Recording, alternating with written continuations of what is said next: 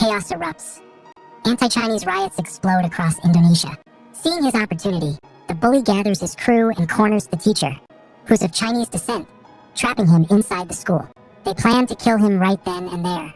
So the question is, who's gonna come out on top this time?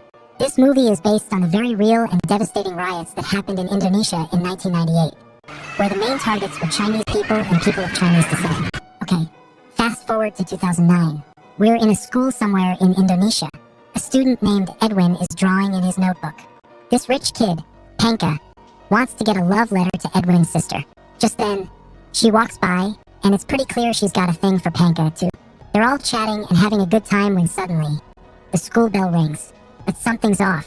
Feels like only 5 minutes have passed. How is it already time for class? Suspicious. They head back to the classroom, where the teacher drops a bomb. All classes are canceled today. Everyone needs to go straight home and stay inside. Don't go wandering around. That's when the students realize there's a riot going on outside. Edwin and his sister quickly pack their things to head home. But Panka's acting strange, insisting he walk them part of the way, like he has some other reason. They don't want to bother him, so they politely decline and head straight for the bus stop. But Panka is genuinely worried about the safety of the girl he has a crush on, so he follows them onto the bus. Have you tried calling your parents? While they're both worried, they suddenly see the riots unfolding right outside the bus window. They see crowds of people, mostly locals, smashing and looting businesses owned by Chinese or Indonesian Chinese people. Then, someone on the bus spots Edwin's sister and immediately recognizes that she's of Chinese descent. The mob swarms the bus, blocking it from moving. Edwin's sister is screaming at the driver to go, but the bus is packed, and it's stuck. And just like that, the mob swarms the bus, dragging Edwin's sister off. Edwin is still a kid, and Panka is no match for these grown men. All they can do is desperately chase after the crowd as they disappear into a narrow alley. Panka tries to use his local status to plead with them, but the ringleader is completely ruthless. He just straight up stabs Panka in the hand with a knife, warning him to stay out of it. Terrified, Panka can only run away from the alley in agony. As Edwin tries to risk everything to save his sister, he gets knocked unconscious by a blow to the head from a metal pipe. When he finally comes to, the alley is empty. His sister and the mob are gone. All that's left on the ground is her discarded clothing. Edwin quickly throws on a makeshift disguise and races back home, hoping against hope that maybe his sister made it back there. But what Edwin sees instead is his house engulfed in flames, with his parents trapped inside. Time flies. 18 years later, it's 2027. The ethnic tensions in Indonesia haven't gone away. In fact, they've gotten even worse. Walls everywhere are covered in hateful graffiti targeting Chinese people, and major clashes break out all the time. The conflict between the native population and the Chinese community is impossible to ignore. By now, Edwin is a grown man. On this particular day, he arrives at Duri High School in Jakarta, where he's been hired as a substitute teacher. But this isn't your average school. It's a place for juvenile delinquents, so the teachers need to be tough, level-headed, and able to handle a particularly difficult student body. The principal is reviewing Edwin's file when he realizes that Edwin is of Chinese descent. I'm probably the only one here who doesn't care about racial differences, the principal tells Edwin frankly. He fully supports Edwin's work, but he knows students with prejudiced attitudes will definitely try to make things difficult for him. The principal suggests that Edwin should consider quitting while he's ahead. But Edwin has a specific mission he needs to complete at this school. No matter what, he's determined to stay and teach. Seeing his resolve, the principal reluctantly agrees. Afterward, Edwin goes straight to the class he's in charge of, and sure enough, it's full of rebellious students. Even when faced with their new homeroom teacher, they're still talking loudly, showing him no respect. Seeing that reasoning with them is useless, Edwin slams his briefcase down on the desk. That finally gets their attention, and the students quiet down and return to their seats. But immediately after, one of the biggest troublemakers stands up, deliberately trying to start something and establish his dominance. Edwin quickly strides over to him. Your parents probably hate you, huh? Nobody likes a kid who's always angry and good for nothing. Someone as useless as you, always messing things up and causing trouble. Your own dad probably beats you every day. The words hit their mark, striking a nerve with the bully. Seeing that he's struck a chord, Edwin stops right there and turns to write on the board. Immediately, someone throws something at him. Edwin, without changing his expression, picks up a chair leg and sarcastically says, "Okay, I know who did that. You're such a coward." The bully's face instantly changes. After class, as Edwin leaves the room, a female colleague, Diana, rushes over to greet him enthusiastically. But Edwin's mind is way down, and he can't really focus on her. He just tells her they can chat another time and quickly leaves. Then, Edwin stands waiting at the school gate, carefully observing each student as they leave, like he's searching for someone. And inside a car parked nearby is the bully's crew. He's still fuming from being humiliated earlier, so he decides to take it out on a random Chinese or Indonesian Chinese person. They drive down the street and cut off an unlucky driver. The unlucky driver becomes their punching bag. He gets dragged out of his car and beaten. Meanwhile, Edwin, still not finding who he's looking for, sadly goes to a bar in Chinatown to drink. The female bartender sees he's down and calls everyone in the bar to cheer him on, shouting his name. The atmosphere becomes lively, and Edwin finally feels a little better. Leaving the bar, he tries to hail a cab back to his place, but he discovers a group of Chinese people on the street corner getting beaten up by his own students. He immediately jumps in to stop them. The ringleader sees that Edwin doesn't look like someone to mess with and quickly leads his crew away. Edwin wants to take the chubby student home, but he immediately refuses. Watching the chubby student walk away, Edwin is suddenly lost in a flashback. Back then, his sister became seriously ill. After their parents died in the riots, she was the one who struggled to keep the family alive. Now, knowing she doesn't have much time left, she asks her brother to find the son she abandoned years ago. The only clue is that the boy is attending Dury High School. This is the real reason Edwin came to the school. Back in the present, Edwin starts secretly observing the chubby student. The more he thinks about it, the more likely he seems to be his sister's son. But soon after, the bully angrily confronts the chubby student, confirming that he was beaten up by a group of Chinese people yesterday. He's so enraged he can't stand it anymore. He's not really angry that the chubby student was beaten up, but angry that his authority was challenged. After all, the chubby student is under his protection, and hitting him is like hitting him. The bully decides he's going to exact brutal revenge. Right after that, Edwin walks into the classroom and tells the students to take out paper and pens and draw the most interesting thing they saw that morning. Unsurprisingly, the bully's page is still blank. He's continuing to deliberately defy Edwin. If you dare hit me today, you'll be fired tomorrow. The bully sneers. Once you're a dropout, the best you can hope for is a parking attendant. So, your dad beating you isn't so unfair. Edwin's words once again leave the bully speechless. He reluctantly takes out paper and a pen to draw. Immediately afterward, Edwin notices that the chubby student has a real talent for drawing. He's definitely got his genes. As soon as the bell rings, Edwin starts collecting the student's drawings. But the bully in front of him tears up the paper he just drew and spits out. This isn't over between you and me. Edwin doesn't bother paying attention to the threat and pulls the chubby student aside, saying he wants to talk to him privately. But the boy avoids him like the plague, giving Edwin absolutely no chance. Afterward, the bully bribes the security guard with a bunch of cigarettes, easily leaving the school unnoticed.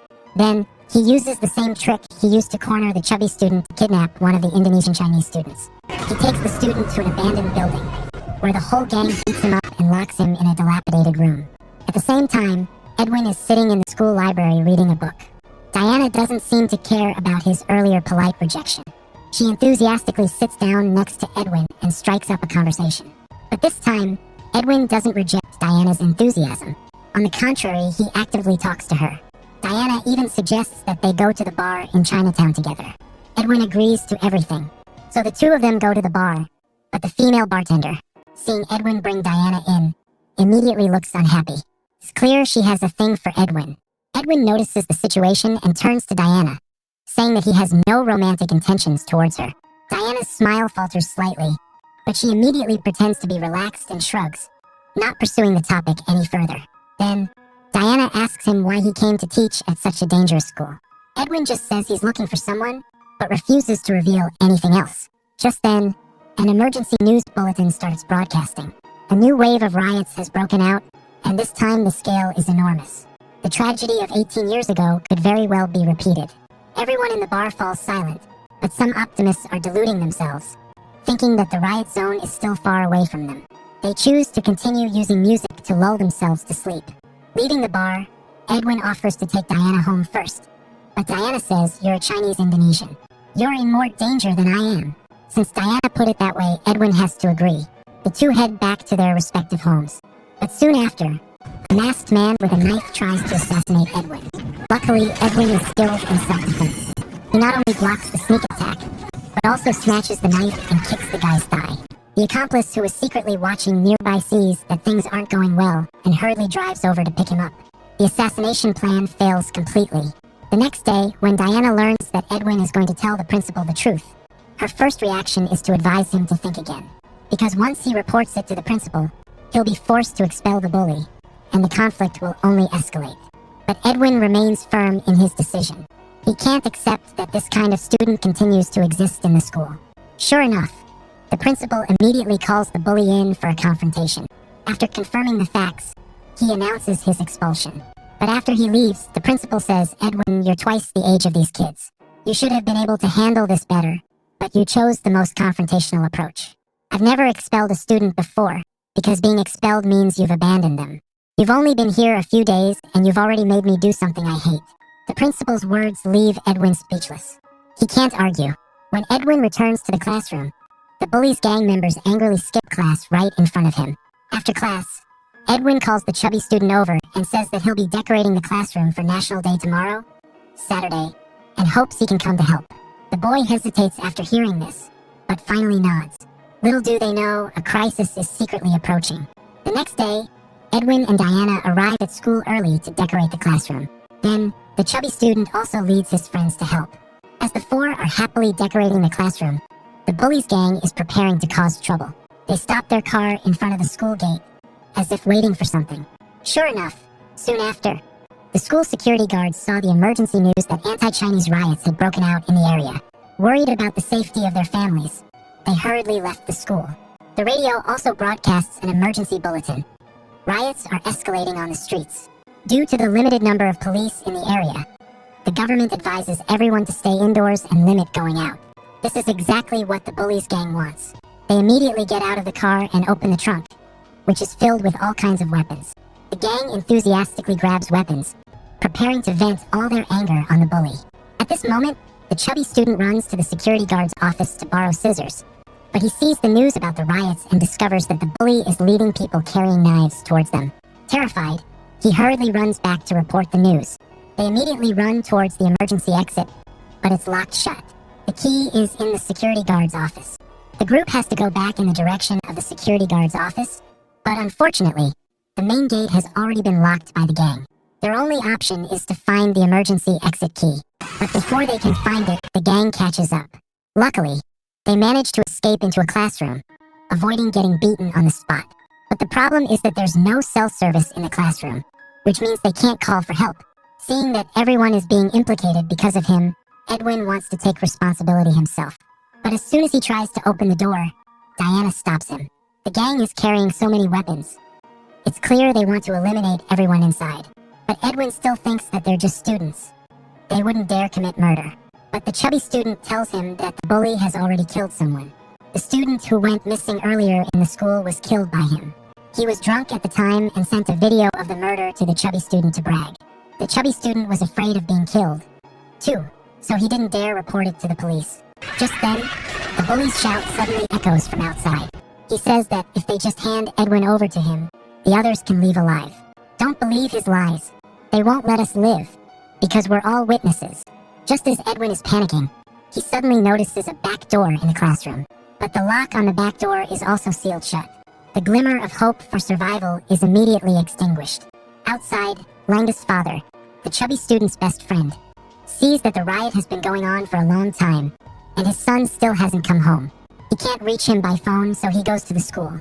But his son's classmates lure him inside. When he hears his son scream, "Call the police," he realizes that something is wrong. But it's too late. The father tells his son to hide in the classroom and not come out. He's held down and beaten mercilessly. Now, Langa's father becomes a hostage in the hands of the bully to force Edwin to open the door. He orders his men to give Langa's father special care. Hearing his father's cries of pain, Langa is driven nearly insane. In this critical situation, Edwin proactively speaks to the bully through the door. He says he's willing to come out and open the door, but on the condition that he let the others leave safely. "I'm sorry. If what I said was too much, I'm truly sorry. I was wrong. But think about your family, they must be worried about you. I believe they love you. Enough. Shut your mouth." It seems like mentioning family is the bully's weak point. No wonder he's been going after Edwin, who told Edwin to bring up the family the first time they met. The bully thinks for a moment and agrees to Edwin's request. Following Edwin's instructions, everyone steps back and registers their name one by one. After confirming that everyone is completely safe, Edwin opens the door. But instead of letting the others leave, he pulls Langa's father inside. By the time the bully chases after him, Edwin immediately slams the door shut. "Why didn't you let us out?" "Why? I don't trust them. Who knows what those thugs are planning?" But the situation now is that Langa's father is seriously injured and needs to be taken to the hospital immediately. Otherwise, his life will be in danger. In desperation, Edwin has to try to negotiate with the bully again, saying that the previous agreement is still in effect. He doesn't know what the bully is scheming, but he nods in agreement and leads his men away. Edwin opens the door for Langa and his father first, telling them to take the opportunity to open the back door. Seeing the bully wanting to rush in, the three quickly close the big door. But waiting for a long time, Edwin doesn't see any movement from Langa and his father. Edwin realizes something is wrong and rushes to confront the bully. Did Langa and his father leave safely? The bully sees that Edwin has found out, and brazenly orders his men to drag Langa and his father back. Edwin explodes with anger. He is consumed with hatred of the bully's cruelty, and he grabs his hair and pulls it hard. Clearly, he never intended to let anyone present today go. Sure enough, the next second, he orders his subordinates to get some gasoline from the car. But as the guy starts, a patrol car drives up to the school gate. The guy hurriedly explains that he is siphoning gasoline from the car to give to his friend who ran out of gas. At first, the police are suspicious, intending to go into the school to check. But it seems like even heaven wants to mess with Edwin. The police receive a distress call, and they no longer have the patience to pay attention to this trivial matter. They rush to the riot area. When the guy brings the gasoline back to the school, the bully immediately pours gasoline on Langa's father, wanting to use that method to force Edwin to submit. But the time for Edwin to think is too short. After a 5-second countdown, the bully lights Langa's father on fire, turning him into a human torch. Poor Langa, beside him, can only blink as he watches the scene. His screams are mournful and desperate. Right after that, taking advantage of everyone's carelessness, Langa rushes outside, wanting to run to the police. The bully immediately orders 2 of his subordinates to chase after him. Unfortunately, the main gate is locked shut. Langa fumbles around trying to open it, but is quickly caught up by his 2 former friends. Losing all reason, Langa snatches a knife, intending to go all the way with the student in front of him, but is immediately stabbed by the other guy. Meanwhile, inside the classroom, Edwin is in extreme pain. He doesn't understand how things turned out this way. Outside the classroom, in the small group, the guy with the hat, who's usually kind and timid, couldn't bring himself to hurt Langa's father in the first place. Now, seeing someone die right in front of him, he can't help but cry quietly. But the bully sees it. The guy with the hat says he wants to go home. The bully asks, "Are you going to call the police?" He hurriedly shakes his head, explaining that he's just too scared and only wants to go home. In fact, not only is the guy with the hat scared, but the other kids who have never killed anyone are also uneasy and worried. The bully shouts at them, "As long as we kill them all and throw them into the riot zone, no one will know what we did. Otherwise, we'll all be going to jail." At the same time, Edwin inside the classroom has calmed down. He knows they can't just sit here and wait to die. There must be another way to escape the school. So, Edwin tells the chubby student to stand guard at the door to avoid making the bully suspicious, while he and Diana go to another room to find another way out. The principal was right. I shouldn't have handled the conflict that way before. I also shouldn't have come to this school to teach. Finally, Edwin tells Diana the truth. He came to this school not to teach, but to find the son that his sister gave birth to after being harmed and then gave to someone else. This is also his sister's last wish. Edwin also tells Diana that he feels that the chubby student is the nephew he's looking for. So even if he dies, the chubby student must survive. Afterward, the two find an abandoned room and discover a ventilation duct in the ceiling. From Diana, Edwin learns that the signal jammer is located in the security guard's office. He tells her not to turn off her phone and to wait for him to turn off the jammer so he can call her. After speaking, he crawls into the ventilation duct, but unexpectedly ends up in the bathroom, right when he runs into the bully and the guy with the hat. Seeing the bully pull out a knife, the guy with the hat is afraid and can only tremble, hiding in the toilet stall. But in the next second, the bully kicks down the door and swings the knife wildly at his accomplice. After a few stabs, the guy with the hat is completely silent. The curly-haired guy standing by is so scared that he doesn't dare open his mouth. And Edwin, in the next stall, finally witnesses the bully's brutality firsthand. Right after that, the bully, holding the knife, returns in front of the classroom door. The others, seeing that only 2 people came back, ask where the guy with the hat is. All that answers them is silence. The answer is all too clear. Their faces immediately turn pale. They didn't expect the bully to be so insane that he would even kill his own accomplice. At the same time, Edwin quickly goes down to the first floor. Only, at this moment, the 2 guys who chased after Langa are still on the first floor. Edwin, taking advantage of their carelessness, sneaks into the security guard's office. He finds the signal jammer and immediately turns it off. He also picks up the emergency exit key on the floor and quickly returns to the classroom. By now, the bully has noticed that Edwin has been silent for too long, so he orders his subordinates to find a way to break the lock on the classroom door. After the guy with the hat was killed, who would dare disobey him? One of them suddenly remembers that there's a flamethrower in the lab that can be used, so he quickly brings it back. The curly-haired guy uses it to spray fire directly at the lock. In no time, the lock is burned away. The bully kicks the classroom door open, but the inside is empty. At this time, the chubby student and Diana have returned with Edwin and crawled into the ventilation duct. The bully realizes that the people he's after have escaped right in front of his eyes and goes completely crazy. He orders his subordinates to split up and chase after them, telling them to kill the people immediately. Meanwhile, Edwin and the others quickly run into the 2 pursuers.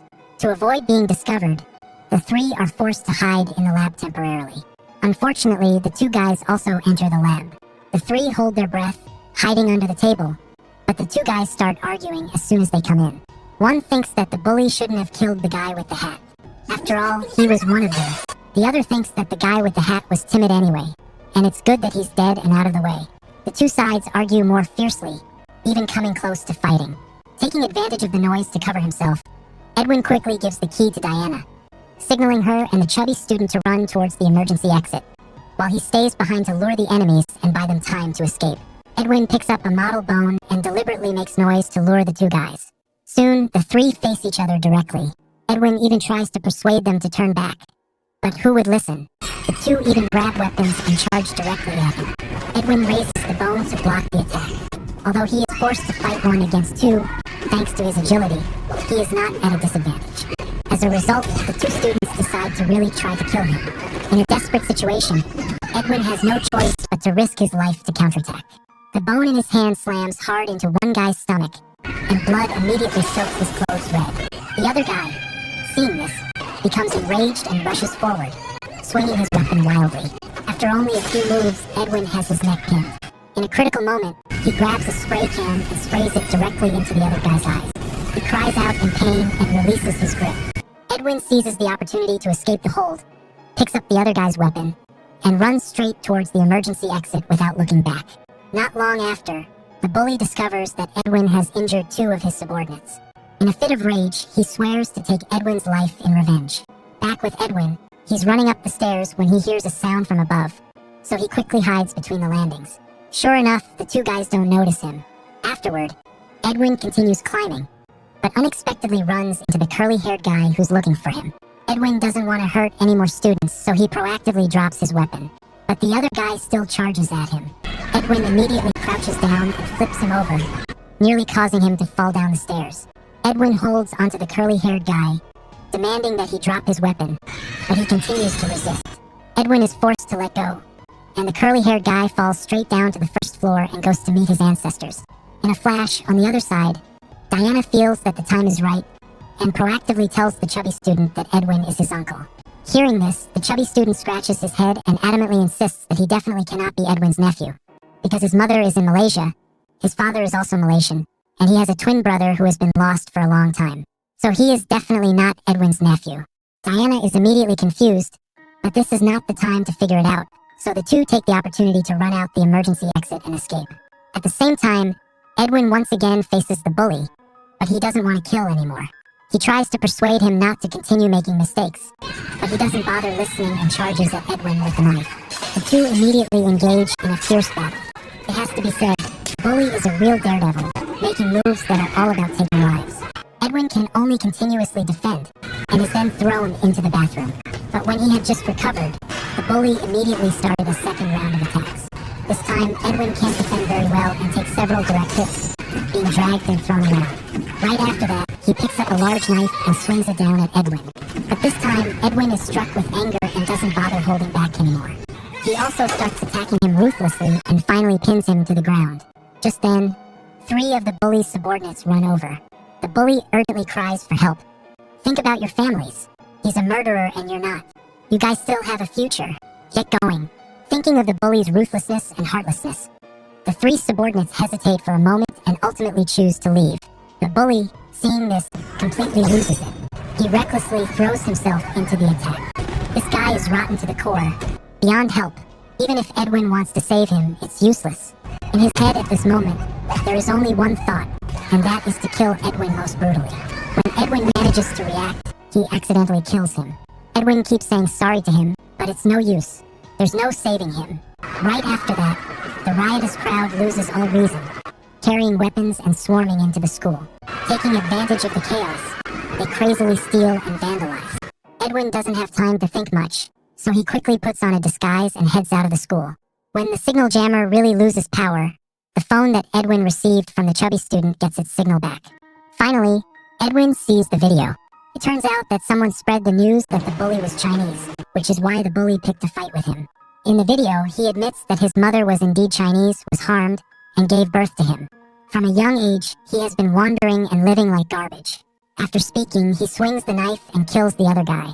So the bully was Edwin's own grandson. Realizing this, Edwin is in extreme pain. He actually killed his own grandson with his own hands. Just as Edwin breaks down and cries, someone recognizes him as being of Chinese descent. Edwin has no choice but to risk his life and run away. Being of Chinese descent, Edwin has no choice but to risk his life and run away. In the nick of time, a car comes to pick up Edwin's descent. Edwin has no choice but to risk his life and run away. In the nick of time, a car comes to pick up Edwin. The car is full of people of Chinese descent. For many years, the driver has been persevering in rescuing them. My name is Panka. Edwin quietly extends his hand. It turns out that Panka has never forgotten what happened all those years ago. He has been persevering in helping people of Chinese descent amidst the riots in Indonesia. This warmth is all the more precious. The story comes to an end here. At first, Edwin came to the school to find his grandson, but ended up getting caught up in the vortex of the juvenile delinquency school. The bully looks arrogant, but is actually also a victim of these conflicts. His mother was a Chinese woman who was harmed and gave birth to him. He grew up with discrimination and could only use fighting to protect himself. His hatred for Edwin is not only a teacher-student conflict, but also contains hatred for his own identity and resentment towards this unfair environment. The surprising ending leaves everyone in disbelief. The grandson that Edwin has been searching for turns out to be the bully, whom he personally sent to the afterlife. This is not a coincidence. It is clearly a knot of humanity caught in ethnic conflicts between the indigenous Indonesians and the Chinese, like a thorn that can never be pulled out, sinking deep into everyone's lives.